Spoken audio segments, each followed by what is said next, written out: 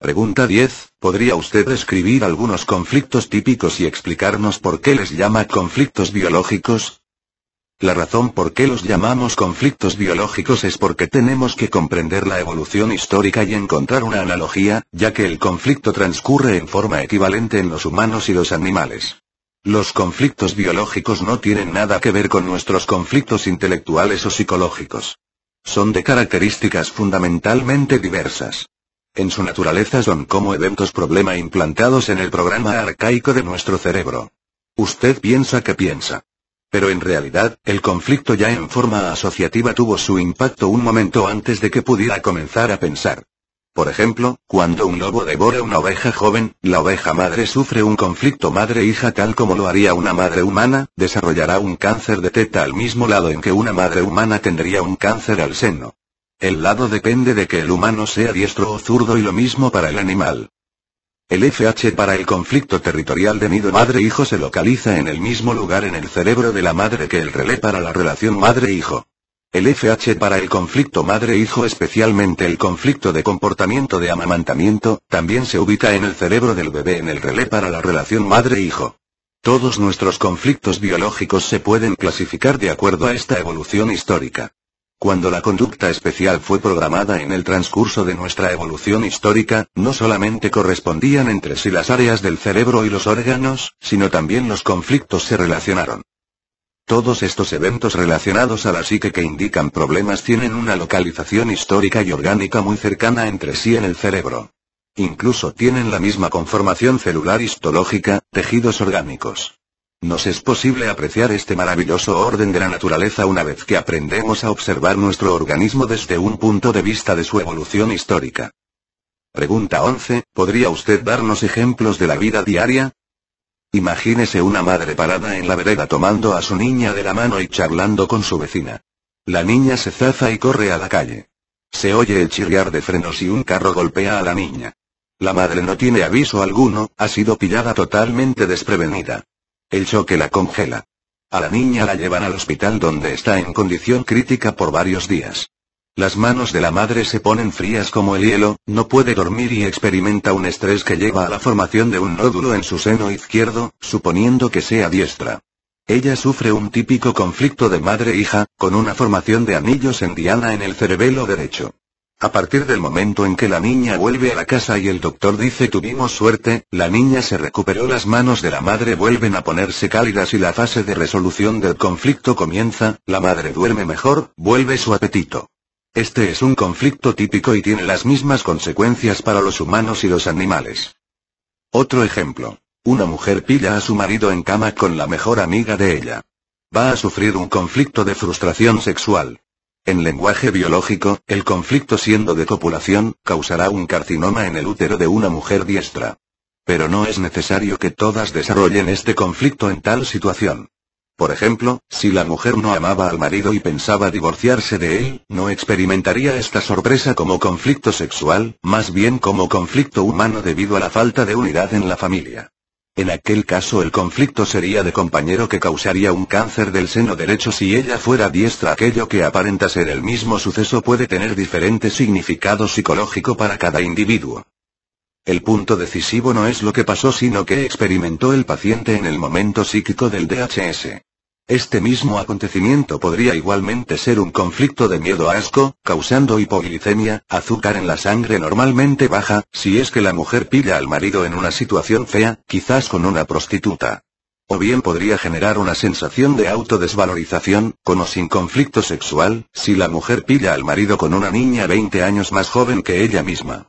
Su sensación entonces podría ser no puedo competir o bien no le puedo ofrecer lo que le puede ofrecer ella. En este caso, sería el esqueleto, el hueso púbico de la pelvis, el que se vería afectado. Veríamos allí una osteólisis, deficiencia de calcio, como signo de la sensación de autodesvalorización sexual. Uno tiene que saber todo esto para descubrir lo que pensaba el paciente en el momento del DHS porque es en ese instante que se establece el sendero por el que cursará la enfermedad. Este sendero pinta un cuadro muy significativo puesto que todos los contratiempos y problemas remanentes dependen de este evento singular, único.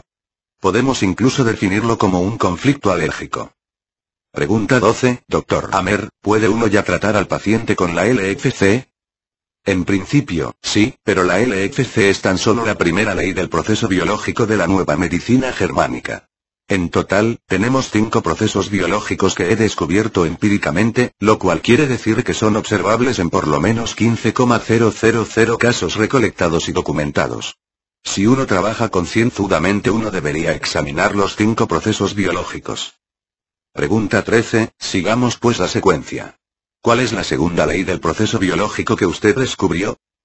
La segunda ley biológica de la nueva medicina germánica es el hecho que cada enfermedad tiene 2 fases. Pregunta 14, ¿todas las enfermedades, no tan solo el cáncer? Sí, todas las enfermedades tienen 2 fases, fría y cálida. En el pasado, los doctores observaban alrededor de 1,000 enfermedades pero desconocían estas 2 fases. 500 de ellas habrían sido frías enfermedades durante las cuales los vasos sanguíneos se contraen, que causan palidez y pérdida de peso. Las otras 500 habrían sido enfermedades calientes con fiebre, vasos sanguíneos dilatados, fatiga y buen apetito. Todas esas enfermedades evitables se conceptualizaba como enfermedades separadas. Hoy en día sabemos que esto es incorrecto. De acuerdo al conocimiento que tenemos hoy, solo 500 enfermedades tienen 2 fases. La primera siempre es fría, fase de conflicto activo con el estrés sobre el sistema nervioso simpático, y la segunda, si es que el conflicto se resuelve, siempre es una fase cálida de recuperación-curación. De seguro que el FH para estas 2 fases se localiza en el mismo lugar en el cerebro, de forma que se puede considerar como el mismo FH. En la fase de conflicto activo, el TAD muestra anillos nítidos, y en la fase de curación los anillos se disuelven en el edema. Este ejemplo nos permite ver que esta ley biológica es importante no tan solo para el cáncer sino para toda la medicina. Incluso un viejo venado, ciervo macho, que ha sido echado de su territorio por uno joven permanecerá en estrés duradero, sufriendo conflicto biológico, vale decir, conflicto territorial con FH en un punto encima de donde está la oreja derecha, en el cerebro. El venado atacará al más joven queriendo recobrar su territorio. No puede comer ni dormir, pierde peso y con el tiempo sufre un calambre o retorcijón al pecho. Angina pectoris. Hablando desde un punto de vista orgánico, tiene una úlcera, lo cual quiere decir que tiene pequeños abscesos en la arteria coronaria. Ataca al venado más joven porque es la única forma de echar a su rival del territorio. Si lo logra, después de esto, entra en una curación prolongada, la fase de vagotonía. Recobrará la calidez de las extremidades, volverá a comer y estará sumamente cansado. En la cúspide de la fase de curación experimentará el infarto al corazón como crisis epileptoide. Si sobrevive, le será posible guardar su territorio. Es igual en el mundo animal como lo es en el humano. Para un varón, su territorio podría ser su tierra, su negocio, su familia, su lugar de trabajo, etc. Tenemos muchos trozos de territorio, incluso un carro puede ser un territorio. Para los humanos, un ataque al corazón solamente se hará notorio si el conflicto ha durado por lo menos 3 o 4 meses. Sin embargo, si el conflicto ha durado más de un año y el comienzo de la segunda fase no ha sido percibido, en general es fatal. Un TAC cerebral es una forma rápida de diagnosticar esto. Uno podría preguntar por qué es que la medicina no había descubierto esta ley de las 2 fases hace ya tiempo, puesto que es tan obvia. La respuesta es tan fácil hoy como antes era difícil. Si el conflicto no se resuelve, la enfermedad permanece en la primera fase, lo cual significa que el individuo se mantiene en la fase de conflicto activo, perdiendo peso gradualmente y finalmente muriendo de pérdida de energía nerviosa o caquexia. La ley de las 2 fases en todas las enfermedades solo se aplica cuando el individuo puede resolver su conflicto. Sin embargo, esta ley es válida para cada enfermedad y, respectivamente, para cada conflicto, ya que en principio cada conflicto se puede resolver de muchas maneras. Pregunta 15, Dr. Amer, ¿cuál es la tercera ley que usted descubrió? Es el sistema ontogénico de los tumores y enfermedades cáncer-equivalentes. Pregunta 16, ¿qué quiere decir el término técnico ontogénico? Ontogénico quiere decir que todas las enfermedades en la medicina proceden de la historia evolutiva del ser humano. Pregunta 17, ¿cómo la descubrió? Descubrí el sistema ontogénico de los cánceres y enfermedades cáncer-equivalentes tras observación de aproximadamente 10,000 casos. Trabajaba yo en forma absolutamente empírica como cualquier buen científico debería hacerlo. Documentaba todos los casos que iba recolectando junto con los escáner TAT del cerebro así como la evidencia histológica. Fue solamente cuando había juntado toda esa información y comparado los resultados que descubrí que había un sistema subyacente. Fue imponente, en particular porque jamás habíamos pensado que eso fuera posible. Había muchos pacientes con tumores compactos que mostraban crecimiento celular en la fase de conflicto activo, o fase simpático-tónica, pero en otros casos crecían durante la fase de curación, o fase vagotónica, después de haberse resuelto el conflictólisis. Simplemente no podía tratarse de la misma enfermedad. Por lo tanto había dos formas de aumento celular. Y, una en la fase de conflicto activo. Y la otra durante la fase de curación.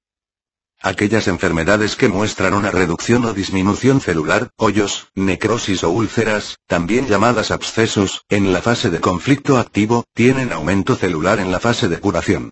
Comparé estos descubrimientos distintos y siempre percibía la presencia de este sistema. Aquellos tumores que durante la fase de conflicto activo formaban crecimiento celular siempre tenían sus relés en el tronco cerebral y en el cerebelo. Estas dos porciones del cerebro en conjunto se denominan el paleoencéfalo o cerebro antiguo. Todas las enfermedades cancerosas, por lo tanto, que manifiestan crecimiento celular durante la fase de conflicto activo, tienen su relé en el cerebro antiguo, que es de donde son dirigidas. Y todos los así llamados tumores, que no son sino especies de síntomas de curación exagerada, que muestran aumento celular durante la fase de curación, tienen sus relés en el cerebro. Esta conexión sistemática fue descubierta en el 1987 y fue denominada el sistema ontogénico de los tumores y enfermedades cáncer-equivalentes.